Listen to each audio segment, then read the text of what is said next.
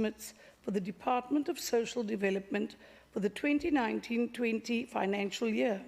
The Social Development Adjustment Budget vote affords us an opportunity to elaborate on our collective contribution towards a more humane and stable society. None of this, though, has been made easier by the negative impact of the deteriorating economic climate and by the need to fund the shortfall on wage and condition of service agreements reached at a national level. My department has done its best to compensate for this and continue delivering quality services to our communities. In this regard, I have to thank our HOD, Dr. Robert MacDonald, and his capable team for the responsible stance they have taken. The department has seen a net decrease in the budget, which is made up of 5.142 million, which is a surrender of COE funds, 1.806 million rollover funds received for specialized vehicles for persons with disabilities, 311,000 retention of revenue received for equipment at secure care centres. As it relates to the surrender of compensation of employees, this is in part due to the delays in the filling of vacancies and the delays in gaining DPSA approval of 32 new posts created on the establishment, along with exits since April this year. The department has asked that the surrender of 5.142 million in the COE funds be rolled over to the next year to compensate for the expected shortfall for the nearly 300 new employees onboarded at the Department of Social Development. This department has recently undergone the mammoth task of filling 294 posts at the Glenwilliam and Horizon Child and Youth Care Centres following the liquidation of BUSASA. I can very proudly say that we are one of very few, if not the only province, to have smoothly transitioned to taking the service in-house as at the 1st of November. The planned expansion for Sibuyeli, with effect from the 1st of October 2019, which will see us go from 80 to 150 patients, was delayed due to construction to the building not being finalized. The planned date of completion has been shifted to February 2020. The department is temporarily using decanting space at Strickland Hospital, but in spite of this has increased the client bed spaces by 10 to date.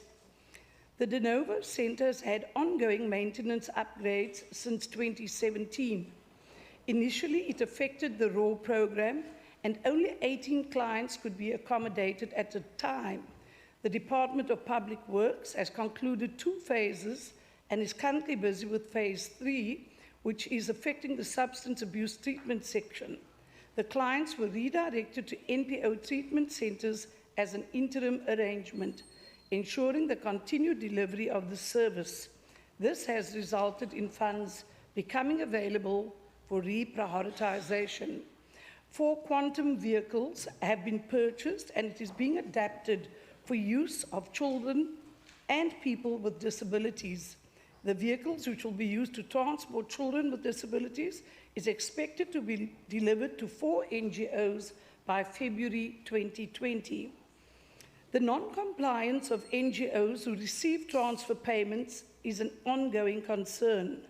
The reason why several NGOs have had their funding suspended include non-submission of financial reports, lack of performance information, as well as their registrations lapsing.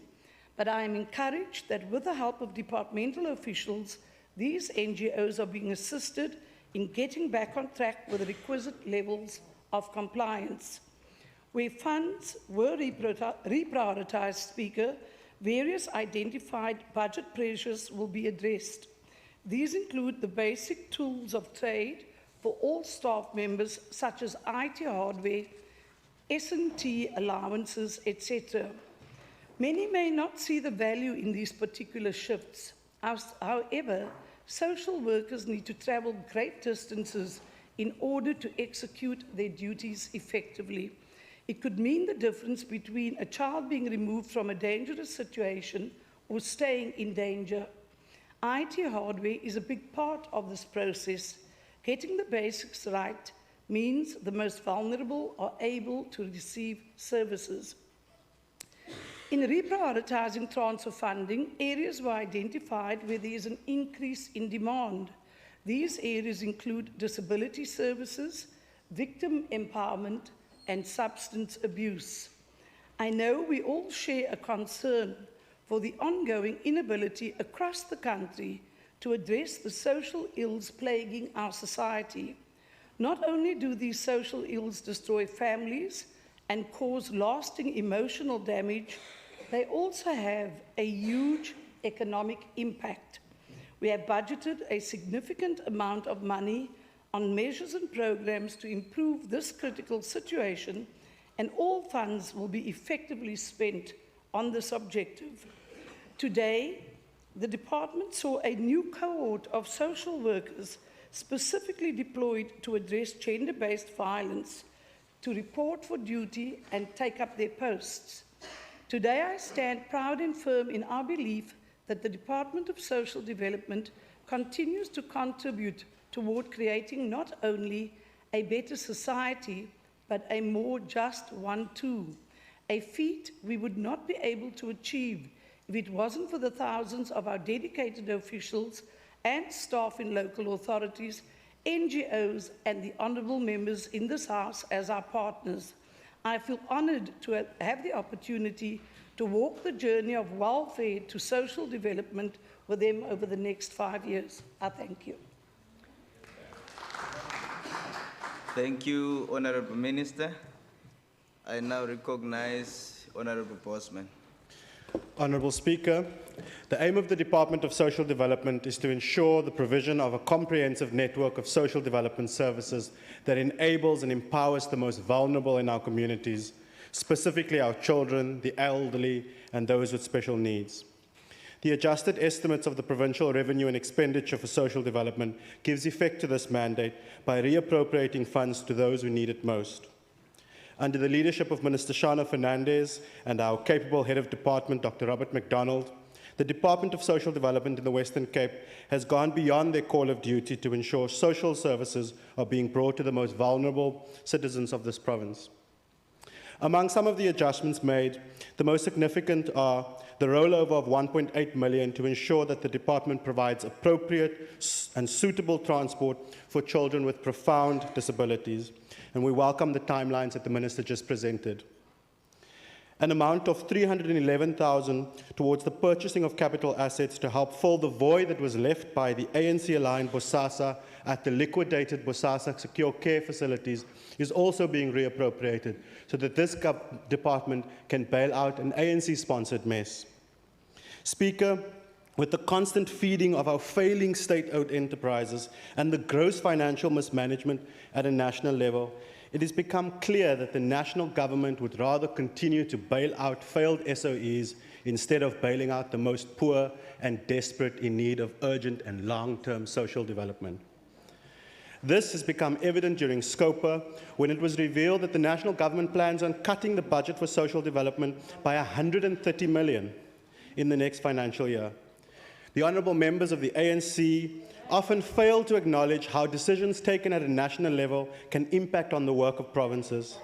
This 130 million cut is but one of the many examples of such instances. Honourable Speaker, despite the Western Cape and the Department of Social Development has committed to fighting the scourge of gender-based violence, even when the ANC continues to take money away from us. We've committed to fighting substance abuse in our province. Minister Fernandez and her department has assured us that despite this massive cut, early childhood development, youth development, and support to the elderly and persons with disability will continue to be prioritized. They will be prioritized along with the priorities that are given to the many victims of the heinous act of gender-based violence. Yes, Member Baku Baku, for Speaker, through you, we prioritize them. Speaker, as we observe 16 days of activism to break the scourge of violence against women and children, I want to recognize the hard work that is being done by many of our NGO partners, the hundreds of social workers employed by this department, and the support staff and members of the department who work very hard and go above and beyond the call of duty. I want to thank every member of the Social Development Standing Committee for their hard work, and I also want to thank the colleagues in the box from the Department of Social Development for their meaningful engagement with this committee in the last 6 months. A special thank you, Mr. Speaker, goes to our procedural officer, Ms. Nomonde Jamtre. She's been carrying out her work so diligently and has provided support to this committee above and beyond the call of duty. I want to, Mr. Speaker, extend a very special thank you to the members of the public who on many occasions, whether in this House or whether in community halls in Laingsburg, have come to engage with this committee and have come to ask questions and have come to engage. Mr. Speaker, oversight is hard work, and I'm very impressed that my colleagues on the other side agrees with me that oversight is hard work. But sometimes we need a little bit more money and a little bit less money needs to be stolen. Mr. Speaker, the Democratic Alliance supports this vote.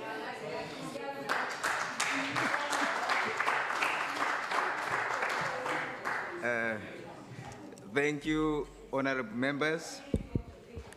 Thank you.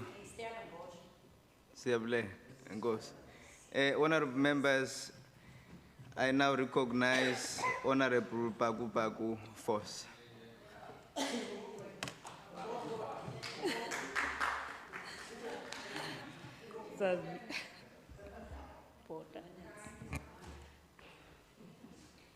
Speaker, the Democratic Alliance is notoriously known of its tendencies of speaking left to the voters, while it works right in action.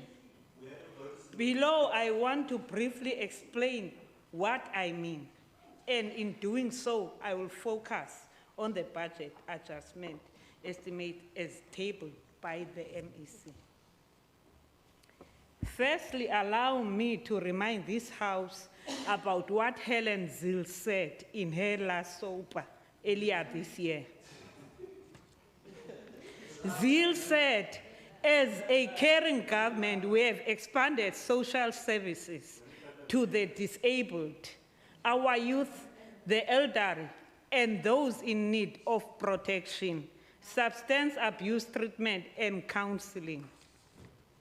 This is a betrayal of the people's trust. But there is no betrayal more than cutting the budget for both the victim empowerment sub-program as well the substance abuse prevention and rehabilitation sub-program. The spate of GBV and femicide in the Western Cape requires drastic measures to be implemented by the provincial government. This is not happening in the Western Cape simply because there is no one in the cabinet to champion the GBV program.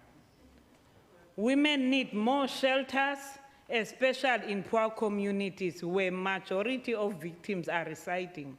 Shelters and other NPOs from those communities are not funded by this government because they don't meet requirements. As the ANC, we say the government must dedicate time and resources to assist them.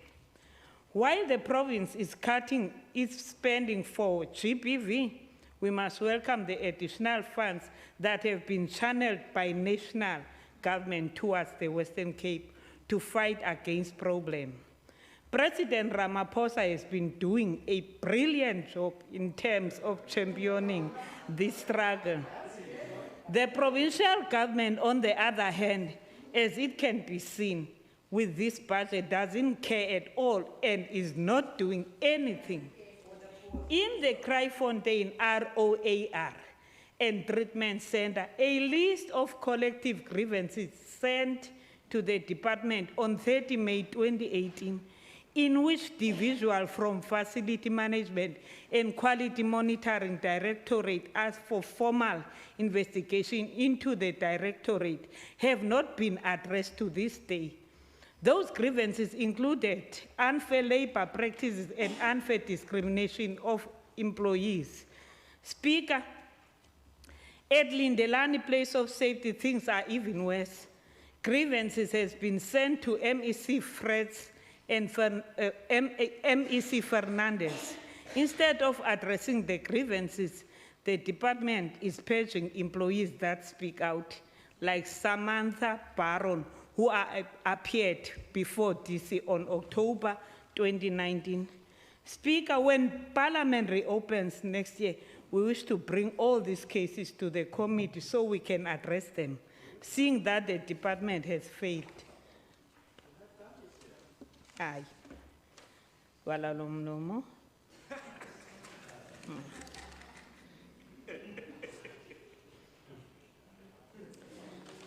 Hey, before ndihlala phansi, Speaker.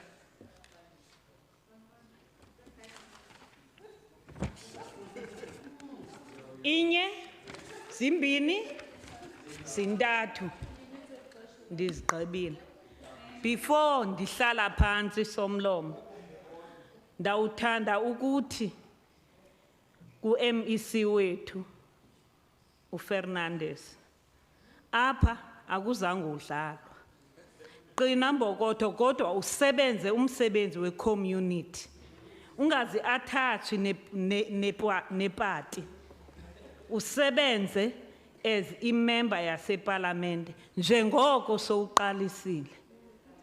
Ndiyathemba okokuba uyawagcina la mazwi alomhla wesibini uwenze. Inkosi somlomo. Thank you, Honorable Bagu Force. I now recognize Honorable Makamba Poja. Thank you, Speaker. Social development or social department should actually prioritize two things. One, to primarily safeguard the economic, social well-being of children, the elderly, pensioners, and people with disabilities. And two, it should constantly strive to reduce the number of South Africans who are solely dependent on social grants to a minimum. And this can be done through filing of those posts in government departments that are always left vacant on purpose. Snake case yase Lanesburg apho kungekho kwa social workers kwi-site visit esasiye kuyo, oversight visit esasiye kuyo. So it does not make sense for the department not to fill posts as it appears in these adjusted estimates and then shift the funds intended for remuneration to another. The EFF does not support these adjustments estimates on the basis that at its core, neither of these things mentioned above find proper expression. The elderly and grant recipient should be provided with free electricity and water, and the Western Cape Provincial Parliament should advocate for such things. Poor families, mostly with young children and the elderly, are evicted day in and out or always threatened with evictions with no provisions from the government. Services provided by this government must go to the most rural and communities and farms in the form of mobile offices.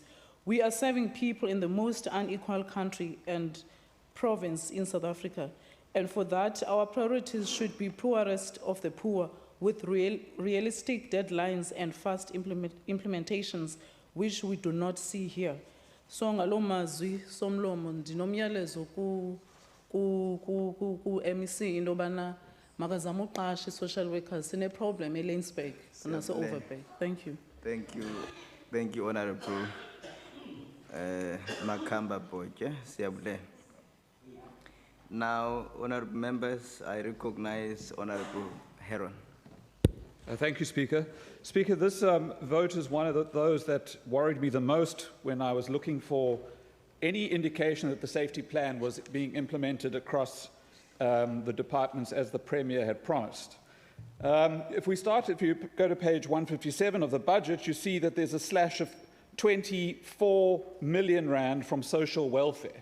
So that's the first thing that worries me. But then I felt, okay, there's 17 million that's been virimented to restorative services, which includes crime and crime prevention and and support. So maybe there's some hope there, but actually not. The 17 million does not go to any additional crime prevention and support services. It goes to the insourcing of services that are already provided. So there's no additional support. Then on page 164, we see a virement of 7 million rand, also for crime prevention and support, but also not in the support of any other social development service. We see it allocated to auditing fees, IT services, contractors for security services. And so a very important budget that is meant to be supporting the so-called safety plan is decreased, and the big virements that you see in the plan or in this adjustment budget add nothing to social services in this province. Thank you. Thank you, Honorable Heron. Honorable members, I now recognize Honorable Christians. Thank you, Speaker.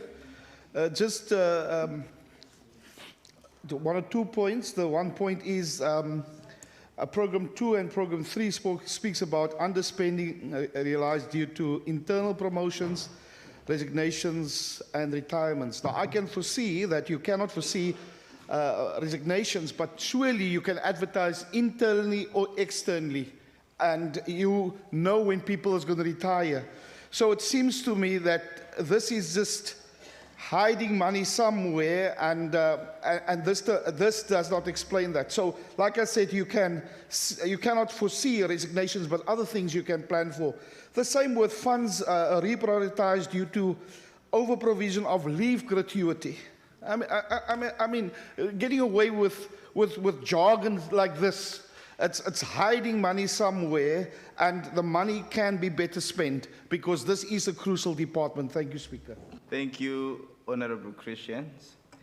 I now recognize Honorable Murray. Baie dankie, voorzitter. Thank you, Speaker. I want to come quickly because I got 1 minute. I think we must relook the regulations, Minister. The regulations. I went to Uganda. I visited that country. They had more than 2,000 NGOs, and that's how they beat AIDS. They had NGOs. We have conglomerates of organizations getting millions doing nothing, and nobody overlook them and to have an oversight function. I want to say drop the regulations. If apartheid was a crime against humanity, then I say gender-based violence is a crime against a nation. Without women, there will be no children born. No children that grow up well-adjusted children. We must look at that.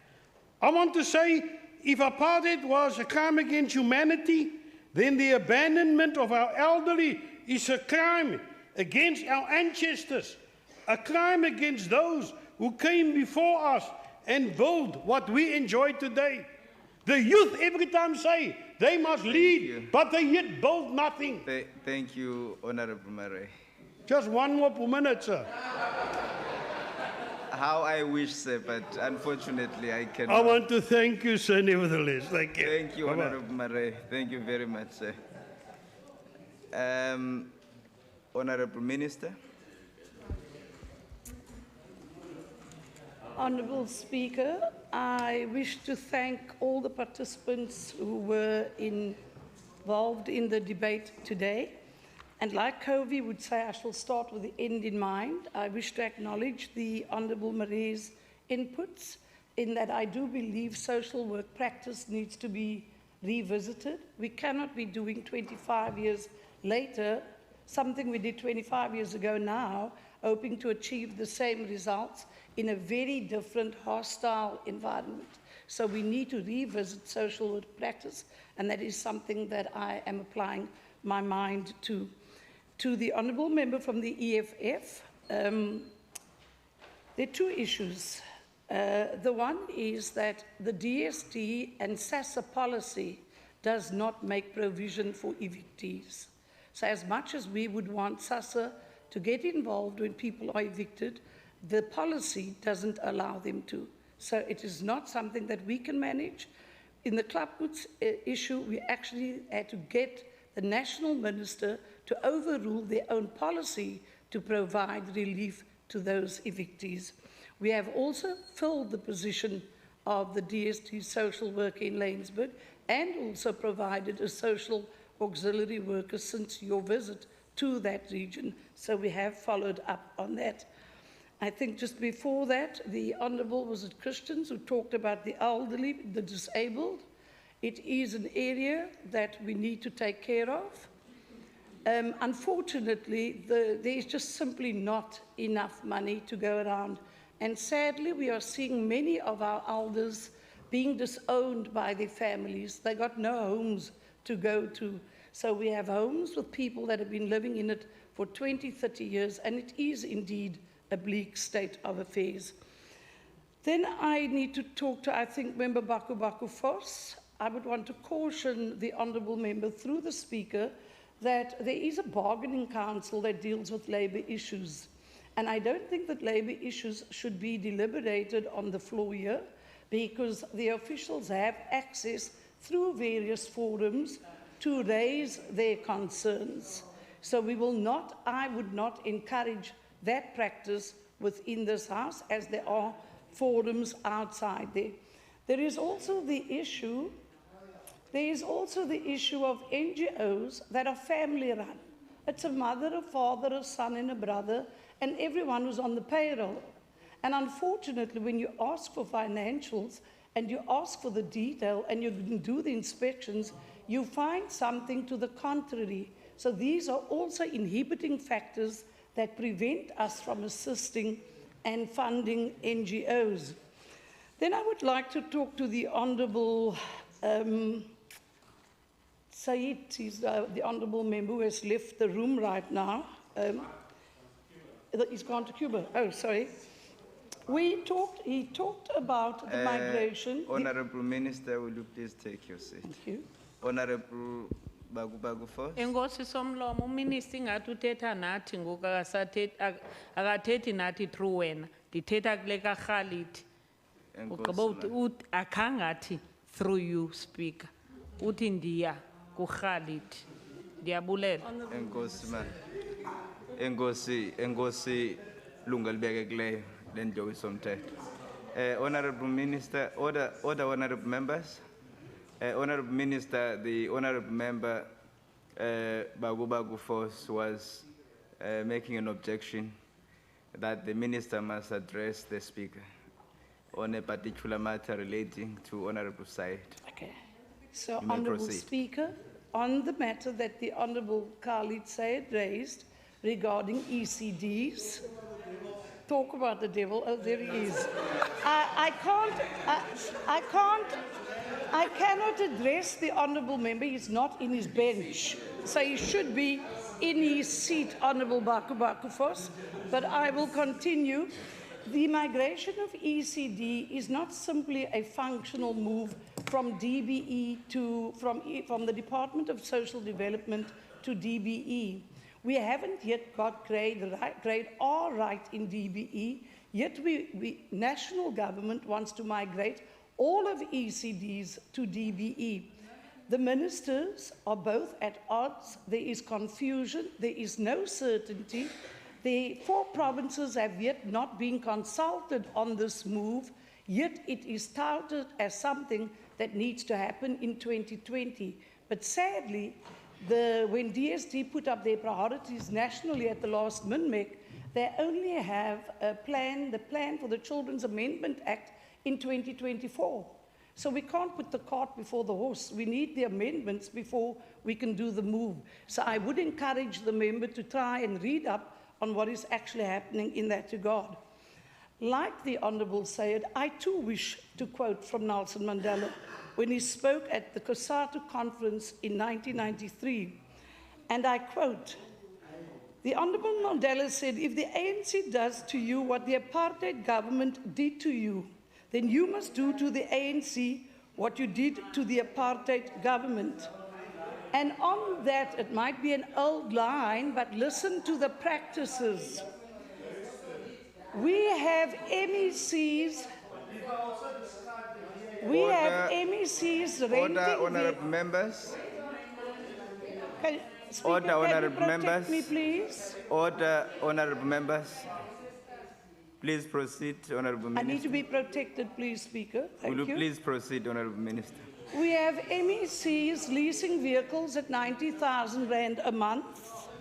We have municipalities investing in VBS Bank against the MFMA.